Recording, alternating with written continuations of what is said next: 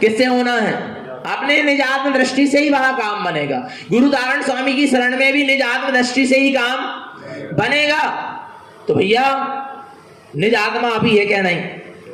तो निज आत्मा की दृष्टि अभी कर लो ना, जिससे काम बनना है। क्यों तुम किसी की शरण और शरण की बात कर रहे हो?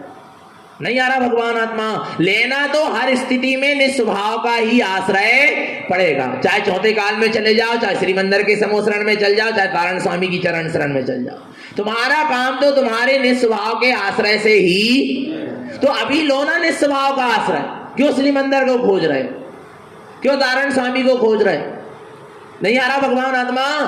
और इतना मार्ग तो मिल गया ना जिनवाणी के माध्यम से कि तुम अपने निज आत्म स्वभाव का आश्रय व्यर्थ में क्यों भटक रहे हो? नहीं आ रहा भगवान आत्मा। अच्छा, चौथे काल से में भी जाने से जिसके आश्रय से काम बनेगा वो अभी है क्या? नहीं। आत्मा है क्या? नहीं। श्रीमंदर भगवान के समोसरण में भी आत्मा का आश्रय लोगे तभी काम बनेगा ना, वो आत्मा अभी है क्या? नहीं। तारण स्वामी भी मिल जाए, भावलिंगी वीतरागी साधु भी मिल जाए, तो उनकी शरण में भी निज आत्मा के आश्रय से ही काम बनेगा ना, तो वो आत्मा अभी है क्या? नहीं है। तो फिर देरी क्यों है? उसका आश्रय लेने में देरी क्यों है? पता क्यों है? आप श्रीमंदिर भगवान के समोसरण में पहुंच जाओ ना, तो आपको ना अपनी आत्मा को आप भूल जाओगे और आपको श्रीमंदिर भगवान की क्या आने लगेगी? महिमा आने लगेगी, बहुमान आने लगेगी। नहीं आ रहा भगवान आत्मा समझ में? तारण स्वामी मिल जाए तो आपको भी तारण स्वामी का क्या आने लगेगा? बहुमान आने लगेगा। तुम वो तारण स्वामी जिसके बहुमान की बात कर रहे हैं, तुम उसके बहुमान से क्या होगा? यही तो हुआ ना, जीव समोसरण से लौट के आ गए। क्यों आ गया? तारण स्वामी की चरण शरण में अपन सब थे, फिर भी लौट कर पंचम काल में पुनः जन्म क्यों ले लिया? उनकी महिमा आने लगी, उनका ही बहुमान आने लगा और अपने स्वभाव को हम क्या हो गए? भूल गए। आ रहा भगवान आत्मा। हमको उनकी शरण में भी रहकर किसकी महिमा आना थी? अपने निजात्म स्वभाव की महिमा आना थी। आ रहा भगवान। और जिनको गुरु महाराज की चरण शरण में रह के निज आत्मा की महिमा आ गई, बहुमान आ गया, वास्तव में उसको तारण स्वामी का सच्चा बहुमान आ गया। श्रीमंदिर भगवान की चरण शरण में बैठ के जिसको निज आत्मा का बहुमान आ गया, उसको वास्तव में श्रीमंदिर भगवान का क्या आ गया? बहुमान आ गया। नहीं आ रहा भगवान आत्मा। समझना इस रहस्य को, जीव समझ नहीं पा रहा। आ रहा जो किसी भी स्थिति में काम बनेगा तो निज आत्मा के आश्रय से ही बनेगा। पर हमारा महत्व कहीं ना कहीं बाहर में क्या होता है? हम तो कह रहे खूब जाओ विदेश से, खूब सोमो शरण में जाओ, आ रहा है खूब गुरु महाराज जैसे भावलिंगी वीतरागी साधु मिल जाए तो उनकी चरण शरण में रहो। पर काम तो बनेगा निज आत्मा के अवलंबन से ही बनेगा ना भैया। तो निज आत्मा अभी है क्या? नहीं। तो अभी लो ना उसका आश्रय। नहीं आ रहा भगवान आत्मा। पता है नरकों में, कहा? नरकों में और त्रियंश गति में, मनुष्य गति से, अभी वर्तमान में जो मनुष्य गति के जीव है ना पंचम काल में आ रहा है, इन जीवों से अधिक नरकों में और त्रियंश गति में सम्यक दृष्टि है। किसमें? अच्छा, क्यों है? क्यों है नरकों में और त्रियंश गति में अधिक सम्यक दृष्टि? क्यों है मनुष्य गति की अपेक्षा? नहीं उठता प्रश्न, क्यों है? पता है आपको? जब नरक में वेदना हुई, क्या हुई? क्या हुई? वेदना हुई। तो पता है वहां कौन है? अब सच्चे देव तो है नहीं, सच्चे गुरु तो है नहीं, जिनवाणी तो है नहीं, चित्तालय तो है नहीं, मंदिर तो कहां जाएगा जी? कहां जाएगा? बस उसने देशना सुनी थी ना पूर्व में कि अरे आत्मा ही सब कुछ है, पर नहीं छोड़ पाया पाप कर्म, चला गया कहां? नरक में। नहीं आ रहा भगवान आत्मा। और नरक में गया तो क्या हुआ? बोलो ना। अब उसको जब लगा अंदर से अरे आ रहा है, तो कहां जाएगा वो? निज स्वभाव में जाएगा, निज आत्मा में दृष्टि जाएगी, सम्यक दर्शन हो गया। और यहां जीव को दुख तकलीफ आई, परेशानी आई, भागेगा जो देवता के पास, वो देवता के पास, जो मंदिर में, चित्तालय में, इधर आके उधर जाके कोई गुरु को ढूंढेगा, कोई किसी को ढूंढेगा, कोई ज्ञानी को ढूंढेगा, पर का अवलंबन लेना चाहेगा? मनुष्य गति का जी। और नरक का नारकी किसका अवलंबन लेगा? सीधे किसका? उसके पास कुछ है ही नहीं ना, तो किसका अवलंबन लेगा? निस्वभाव का अवलंबन लेगा। ये नहीं कह रहा कि नरक चले जाओ, पर बता रहा हूं ये बात भगवान आत्मा की सिद्धांत समझना। अवलंबन किसका लेना है? विचार करना, नरक के नारकी को भी सम्यक दर्शन हो रहा है तो निज आत्मा के अवलंबन से ही हो रहा है। तुम दुनिया में कहीं जाकर बैठ जाओ, किसी भी गति में, किसी भी अवस्था में, किसी भी दशा में जाकर बैठ जाओ, काम बनेगा तो निज आत्मा के अवलंबन से ही बनेगा। और वो निज आत्मा अभी है तो उसका अभी अवलंबन लो ना। देरी क्यों कर रहा है? किसी की रास्ता क्यों देख रहा है? किसी का इंतजार क्यों कर रहा है? नहीं आ रहा भगवान आत्मा, तू काम ऐसा कर कि तेरा लोग इंतजार करें। क्या क्या ऐसा काम कभी मत करो कि हमें किसी का इंतजार करना पड़े। आ रहा भगवान आत्मा, हम ऐसा काम करें कि दुनिया हमारा क्या करे। नहीं आ रही समझ में? क्या तुम सम्यक दर्शन को प्राप्त करो, तुम सम्यक ज्ञान को प्रकट तो करो, तुम सम्यक चारित्र में लीन तो हो जाओ, तुम आत्म रमणता तो करो। आ रहा है चौथे काल में तुम्हारे लिए एक जगह बन जाएगी। वो इंतजार करेगा चौथा काल किसका? तुम्हारा, कि जल्दी से जीव चौथे काल में आए। और आ रहा है परम पुरुषार्थ करके वीतराग चारित्र को धारण करके घाती कर्म को नाश करके अरहंत और सिद्ध दशा क्या कर ले। नहीं आ रहा भगवान आत्मा, मुक्ति बधू इंतजार करेगी। काम ऐसा करो। आ रहा है सिद्धालय में सिद्धों के बीच में तुम्हारी जगह क्या हो जाएगी? बन जाएगी। आ रहा नहीं आ रहा भगवान आत्मा, काम ऐसा करो।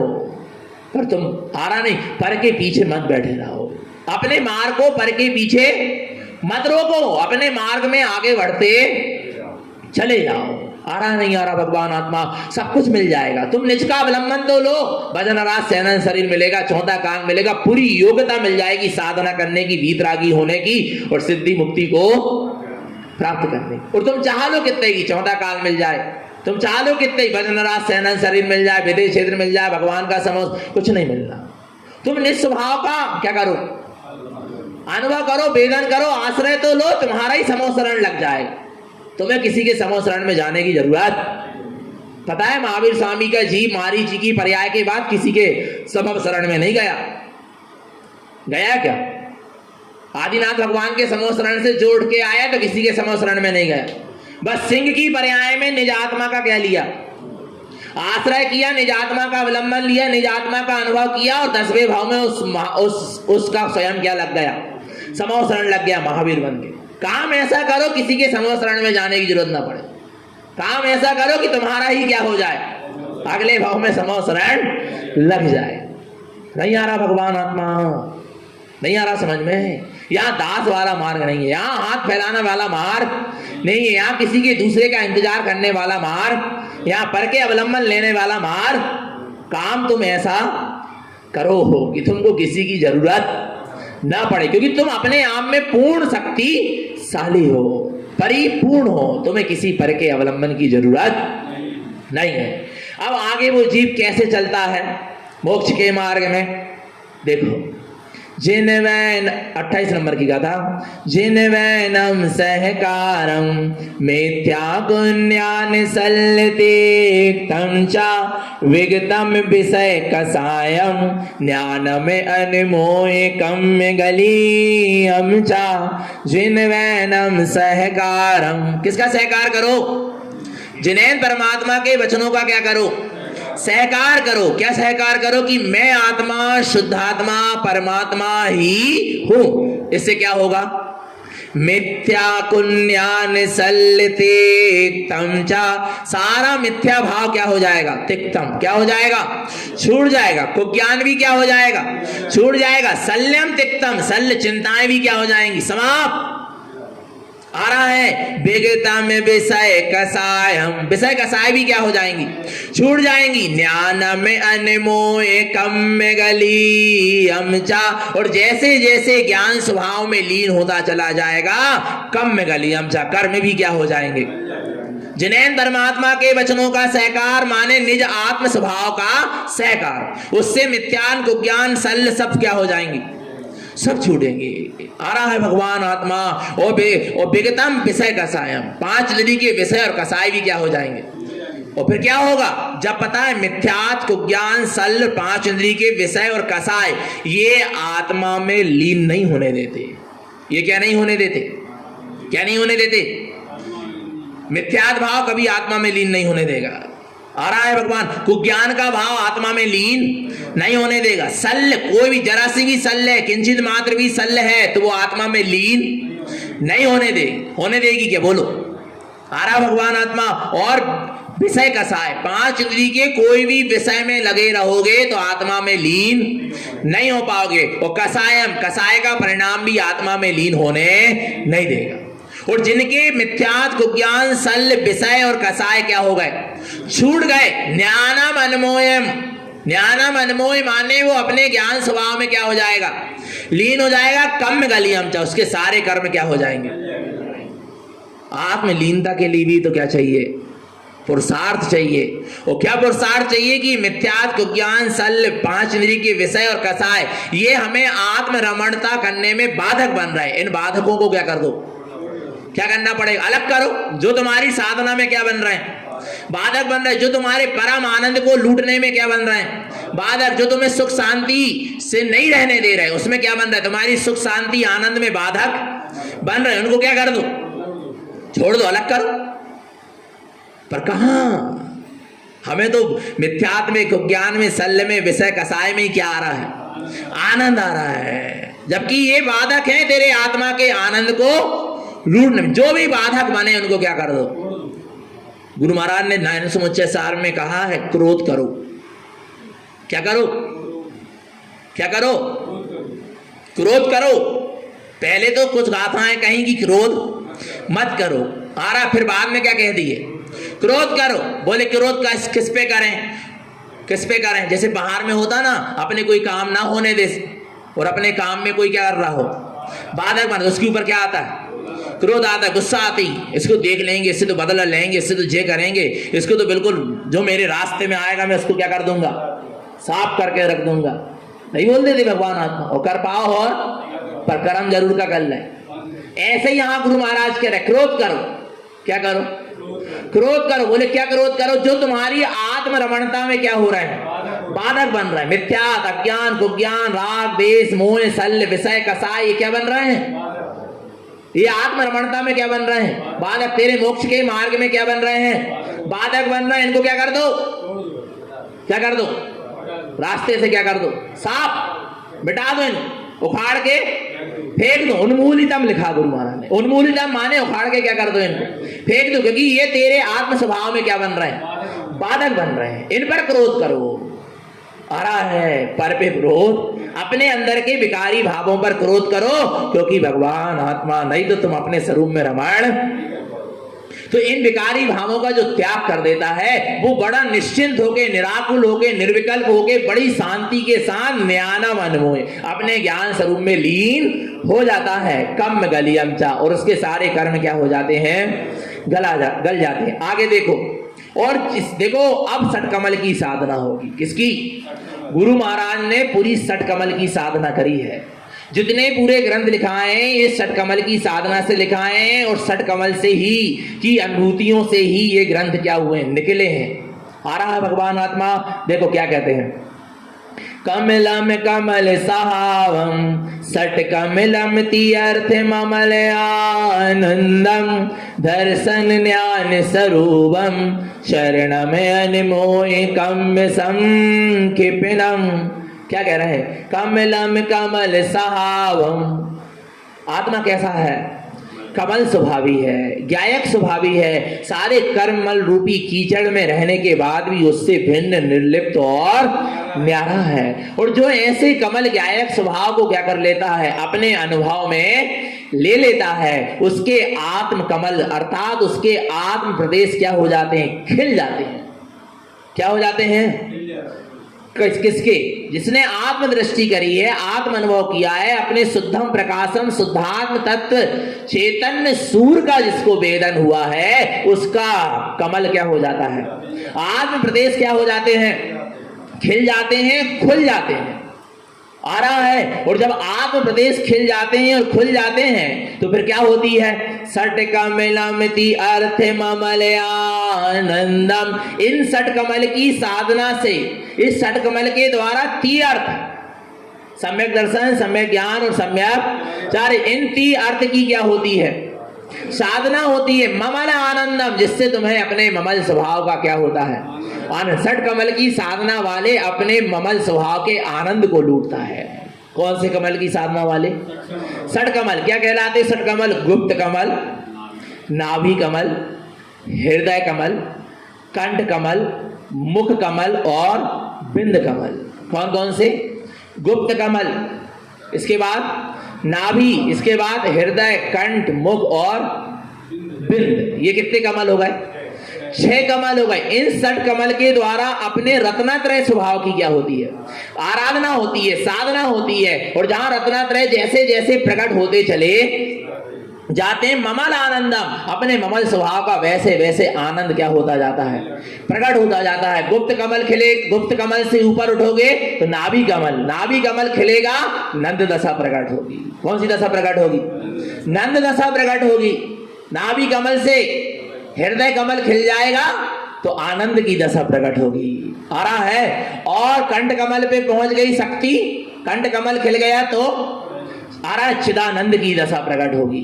मुख कमल पे पहुंच गए तो सहजानंद की दशा प्रकट होगी। और बिंद कमल में पहुंच गए तो परम आनंद बरसेगा। आ रहा है भगवान आत्मा। ये षट कमल की क्या होती है? साधना होती है। अपनी शक्तियों को समेटना।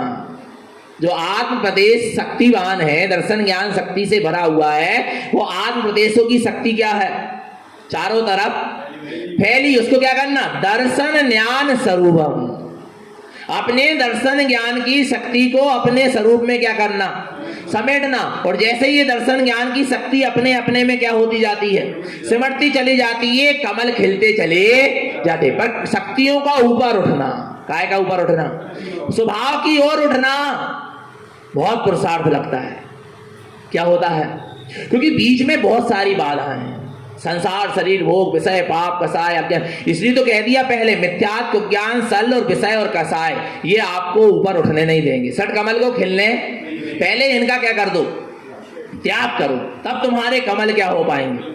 खिल पाएंगे। आरा भगवान आत्मा। तो देखो, षट कमल के द्वारा रत्नात्रय स्वभाव की जैसे जैसे साधना होती है, जैसे जैसे भीतर के कमल स्वभाव खिलते चले जाते, ममल आनंद, काय की प्राप्ति हो जाती है? आ रहा है। अपने ममल स्वभाव का आनंद माने परम आनंद बरसता है। जो पैर का जो नाखून रहते हैं ना, वो पैर का नाखून कह रहा है, उंठा, अंगूठा, अंगूठा कहते हैं ना। आ रहा है भगवान आत्मा। ये पूरे और यहां तक सिर तक सब में पूरे आत्मा के क्या है? सर्वांग में आत्मा क्या है? प्रदेशवान है। और जब शक्तियां ऊपर क्या होती हैं? उठती हैं। बहुत साधना लगती है कि ना गुप्त कमल से शक्ति कहां आ जाए? नाभि कमल पे। गुप्त कमल से शक्ति कहां आ जाए? नाभि कमल पे आ जाए। बहुत जोर लगेगा। आरा भगवान आत्मा। इसके लिए सबसे पहले चाहिए ब्रह्मचर्य की साधना। सम्यक दर्शन के बाद मिथ्या दृष्टि को तो हो ही नहीं सकता, कितना ही ब्रह्मचर्य पाल ले। षट कमल की साधना आ रहा है। इसके लिए क्या चाहिए? सम्यक दर्शन चाहिए। और फिर क्या चाहिए? अखंड ब्रह्मचर्य चाहिए। तब वो शक्ति आपकी कहां आएगी?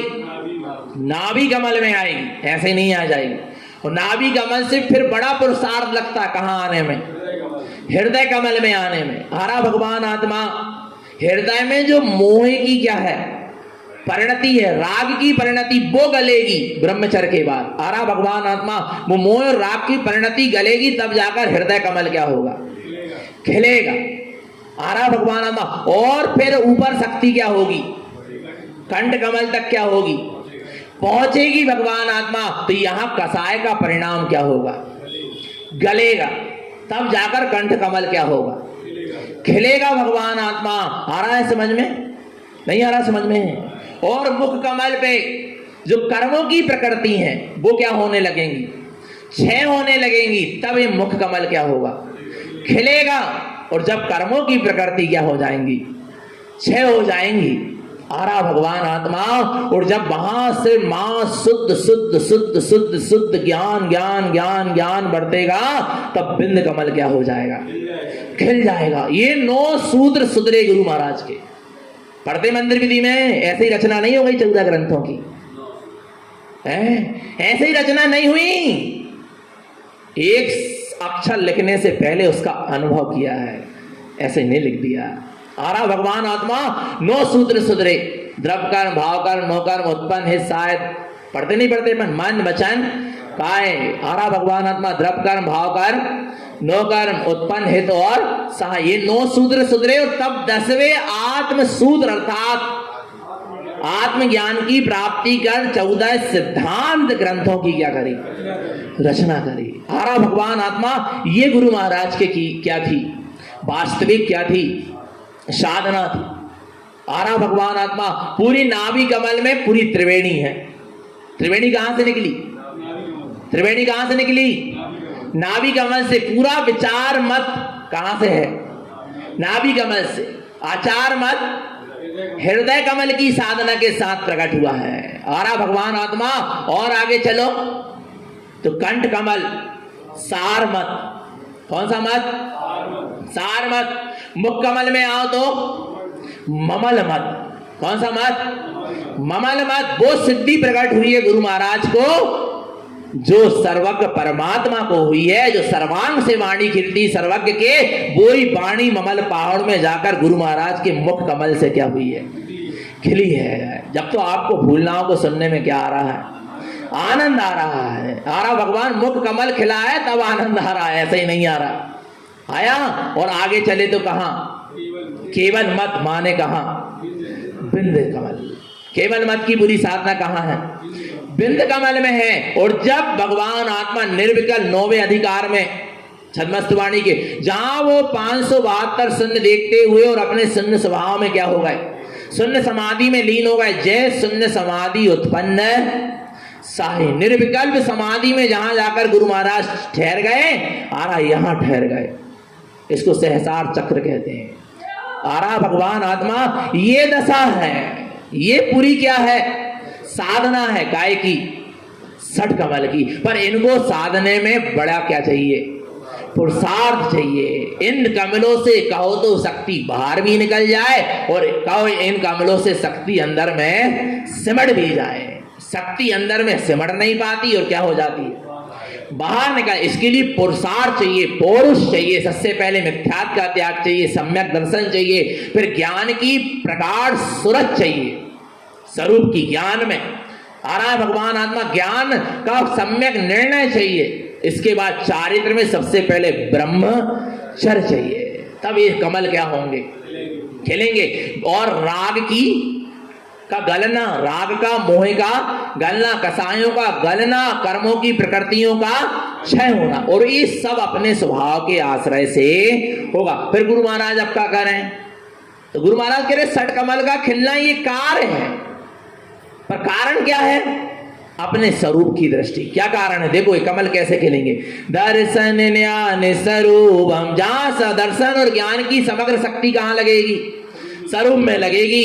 चरण में अनमोह कम में सम खेपनम, और जहां अपने स्वरूप में क्या होगा, दर्शन ज्ञान की शक्ति जाकर अपने चरणम, अपने स्वरूप में क्या करेगी, आचरण करेगी, अनमोह लीन हो जाएगी। कम में सम क्षिपनम, सारे कर्म क्या हो जाएंगे, क्षय हो जाएंगे। आ रहा है वो पूर्ण कमल, अखंड कमल खिल जाएगा, अर्थात सिद्ध दशा प्रकट हो जाएगी। आरा भगवान आत्मा ऐसा यहां कह रहे हैं। और आगे गुरु महाराज कह रहे हैं अब क्या करना पड़ेगा ऐसे कमल को खिलाने के लिए। संसार शरण नहुदिष्टम समल पर जाव भावम, ज्ञानम कमल सहावम, ज्ञानम विज्ञान कमल अनेमोयम। संसार शरण नहुदिष्टम, संसार की तरफ मत देखो, संसारी भावों की तरफ, पुण्य पाप के भावों की तरफ, कोई भी संसार की तरफ अपने स्वभाव को छोड़कर बाहर दृष्टि गई संसार है, अर्थात संसार को मत देखो। नवदिष्टम समल पर जाव स्वभावम, मलिन पर्यायों को मत देखो, समल पर्यायों को मत देखो। फिर क्या देखो, ज्ञानम कमल सहावम, तुम अपने ज्ञानमयी कमल स्वभाव को देखो। ज्ञानम विज्ञान कमल अन्मोयम, तुम अपने ज्ञान विज्ञानमयी कमल स्वभाव की अनुमोदना करो।